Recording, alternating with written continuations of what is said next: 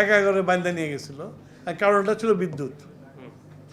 মোশাররফকে মানুষ ছিল একলা, আমার মানুষ ছিল ফ্যামিলি শুদ্ধ নিয়ে গেছিলো। এবং এই বিদ্যুৎ মন্ত্রণালয়ে বহু ইনকোয়ারি করছে, বহুত কমিশন বসেছে, আমার বিরুদ্ধে কোনো এলিগেশন পায় নাই।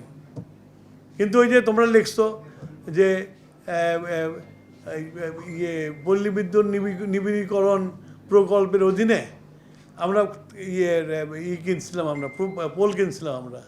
তো তোমরা পোলটার কথা লিখছো, আর যে এই ট্রান্সফরমার কিনছি, তার কিনছি, ইনসুলেটর কিনছি, ওগুলো কথা লেখো নাই তোমরা।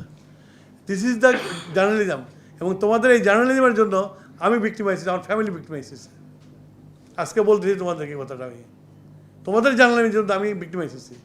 কিন্তু এই পোলটা যে একটা প্রকল্পের অধীনে বলে তো নিবিড়ীকরণ, পল্লী বিদ্যুৎ নিবিড়ীকরণ প্রকল্প কেনা হয়েছে, এবং এটা ইউএসএইড ফান্ডে কেনা হয়েছে, এটা তোমরা কোনো জায়গায় কেউ লেখো নাই। গ্লিটারের টুইন লেমন ও অ্যান্টিব্যাকটেরিয়াল ফর্মুলা বাসনকে চকচকে জীবাণুমুক্ত করে আমাদের দেয় গ্লিটার গ্যারান্টি। এবং ওইটা ওনারা যারা ধরে নিয়ে যায় তারা কেটে কেটে রেখে দিচ্ছে, আর ওই পেপার কাটিং থেকে আমাদেরকে অ্যারেস্ট করছে, আমার পরিবার শুধু অ্যারেস্ট করছে। তো এই যে তোমাদের জার্নালিজমে যে ক্যারেক্টার অ্যাসোসিয়েশন হয়, আল্লাহ দিলে এখনও বলতে পারি কোনো হারামের পয়সা কোনো কিছুই নেই। Because my father told me যে আগে নিজের টাকা বানাবি, তারপর পলিটিক্স আসবি। And I came to politics after becoming established industrialist in Bangladesh. And তোমাদের লেখনের জন্য আজকে আমার পুরো এম্পায়ার ধ্বংস হয়ে গেছে। একটা ইন্ডাস্ট্রিও নেই আমার, কোনোটা বন্ধ হয়ে পড়ে আছে, কোনোটা হয়ে আছে। এবং আমার ছেলে বেচারা ওই বিলাত থেকে এসে এইগুলো ঘাড়ে নিয়ে এখন চুল ছাড়া হয়ে গেছে। প্লিজ, যা করছো তোমরা আমার উপরে করছো, অন্য কারো কোনো মন্ত্রী করো না। এটা তোমাদের মধ্যে আমার একটা অনুরোধ থাকলো। আমার একটা বিটার এক্সপেরিয়েন্স, আমি আমার নিজের বাড়িতে থাকি, আমি কিন্তু গভর্নমেন্টের বাড়িতে যাই না। আমার বাড়িতে যারা আমি যখন নতুন মন্ত্রী হয়েছিলাম তখন যেয়ে দেখো, আর এখন যেয়ে আমার বাড়ির কন্ডিশন দেখো। I have lost everything. তো তোমার একটা মানে 35 বছর ব্যবসা করে পলিটিক্সে আসছিলাম, যে আমাকে যেন কেউ কলঙ্কিত না করতে পারে, কিন্তু আমি কলঙ্কিত হয়েছি। এখন আই হ্যাভ নাথিং।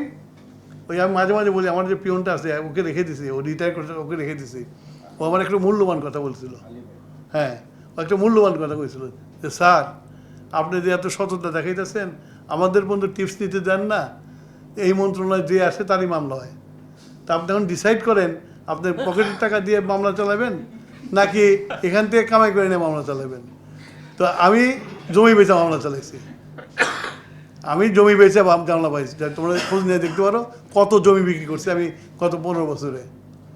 এখন আমার হাতে কিছুই নেই, বাট পলিটিক্সে আসছি সব ফেলে দিয়ে দেশে কিছু করে যাওয়ার জন্য। এই দেশের জন্য যুদ্ধ করছি, এই দেশের জন্য জীবন দিতে গেছিলাম।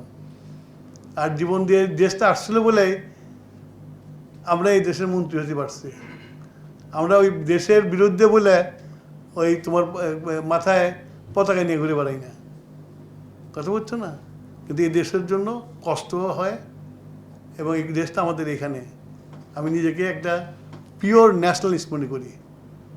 তো সুতরাং এই দেশের যতটুকু পারি চেষ্টা করব, আর যদি যেটুকু হবে লাভ, না হলে আমার ব্যর্থতা।